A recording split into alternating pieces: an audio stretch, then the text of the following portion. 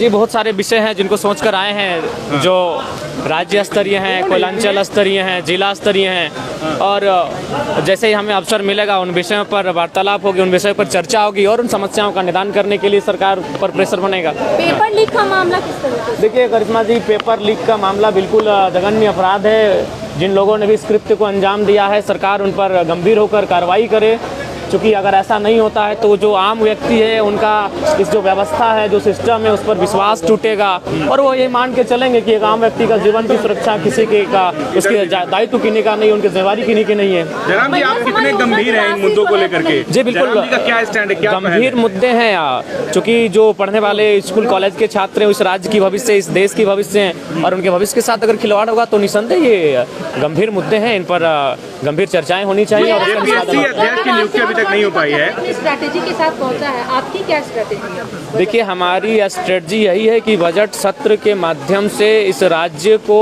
एक ऐसा बजट मिले जिसकी राज्य कल्पना कर रहा है, जो हमारे जो वीर शहीद हैं उनके सपनों को साकार होता हुआ देख सके इस राज्य को, उस दिशा में इस राज्य का बजट पारित होना चाहिए। जयराम जी, जेपीएससी अध्यक्ष पद अब तक खाली है, अब तक क्यों नहीं सरकार को मिल पा रहा है? देखिए, इसके पीछे कोई कारण होगा, जो कोई विशेष कारण होगा। आशा करते हैं कि सदन जब चलेगा तो जेपीएससी अध्यक्ष की भरपाई की मांग उठेगी सदन में। लेकिन जो युवा वो कह रहे हैं कि जयराम जी अब इन मुद्दों पर बहुत सुस्त हो गए हैं। देखिए, सुस्त का सवाल नहीं, हमारा अगर धनबाद पड़ता है, आंदोलन रांची में होता है, इसीलिए देखिए आंदोलन में जब भी हुआ था रांची को हम लोग अपने रांची के साथियों के हवाले छोड़े कि यहाँ के आंदोलन को देखभाल करेंगे, उपस्थिति देंगे और उनका सहयोग करेंगे।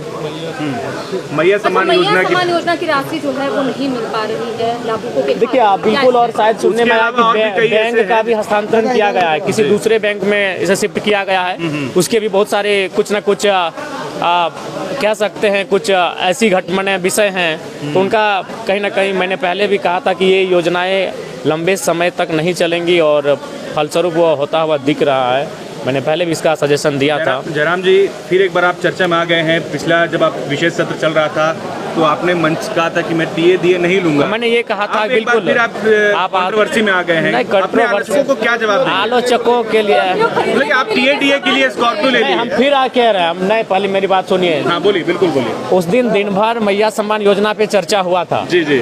उसके बाद मैंने कहा कि आप लोग 2500 रुपए का इतना महिमा मंडन कर रहे हैं और आप लोग 2 लाख की सैलरी ले रहे हैं, लाख रुपए का टीए ले रहे हैं और आप 2500 रुपया दे के महिमा मंडन कर रहे हैं, तो आप एक काम कीजिए, आप भी अपना जो जीवन है उसे सरल बनाइए आम जनता की तरह। तो मैंने ये कहा था, आज भी हम रिपीट कर रहे हैं इस बात को।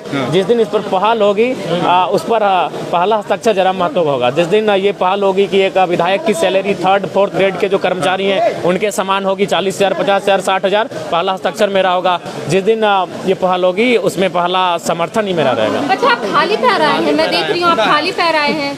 हाँ, वचन है तो वचन को निभाना पड़ेगा, वचन है। ठीक है। गाड़ी खरीदने पर सवाल उठाया जा रहा है। देखिए, मैंने फिर कहा मैं आवास भी लेने जा रहा हूँ, लेकिन मेरा तर्क जान लीजिए, मैं आवास भी लूँगा, क्योंकि मैं किसी वीआईपी के भरोसे अपना सुख सुविधा क्यों छोड़ूंगा। मेरी राज्य की जनता गरीब है, लाचार है, बेबस है, यहाँ के छात्र प्रताड़ित है, परेशान है, तो जो सुविधा मुझे सरकार से मिलेगी मैं वो सुविधा लूँगा और उन्हें मैं रॉबिन हुड के तर्ज पर जनता को दूंगा। बिल्कुल, मैं आवास की भी सुविधा लूंगा। नहीं, हम नहीं लेते, लेकिन उस सुविधा का अगर हम आवास नहीं लेते, वो आवास कोई ना कोई सरकार का आदमी रख लेगा, कोई वीआईपी पर्सन रख लेगा। देखिए रहे, मंत्री लोग 2 जगह का रखे हैं, पुराना आवास भी रखे हैं और नया आवास भी रखे हैं। जो विधायक हार के गए वो आवास नहीं छोड़ रहे हैं। तो मेरा कहना है कि जो आवास मुझे अलॉटमेंट होगा वो किसी वीआईपी पर्सन क्यों होगा, इसलिए मैं वो आवास लूंगा। बिल्कुल, आज मीडिया के सामने कह रहा हूँ, और वो मैं अपने क्षेत्र से आने वाले 10-15 विद्यार्थियों को अलॉटमेंट कर दूंगा। वो रहेंगे, पढ़ाई करेंगे। नहीं, मुकर नहीं रहे, ये मुकरना नहीं कहते हैं। आपने बड़ी बात कही कि आप विद्यार्थियों, हाँ बिल्कुल अलॉट करेंगे, बिल्कुल अमल करेंगे। मैं मुकर नहीं रहा हूँ, मैं कह रहा हूँ कि अभी देख रहे हैं मंत्री लोग 2 आवास लेके बैठा है भैया, कहीं उनको कोई कमी है, उसकी इतनी सुख सुविधा है, तो मैं अगर आवास ना लूँ तो किसी के हिस्से में चला जाएगा और किसी राजा के हिस्से में जाएगा, जबकि हमारी जनता गरीब है। तो मैं लेकर स्टूडेंट के बीच लेके जाऊंगा। आप आए तो इंटरव्यू लेने मेरे आवास में भी आ जाए। धन्यवाद। आप देख रहे हैं द जोहार, जुबां पर जोहार, दिल में झारखंड।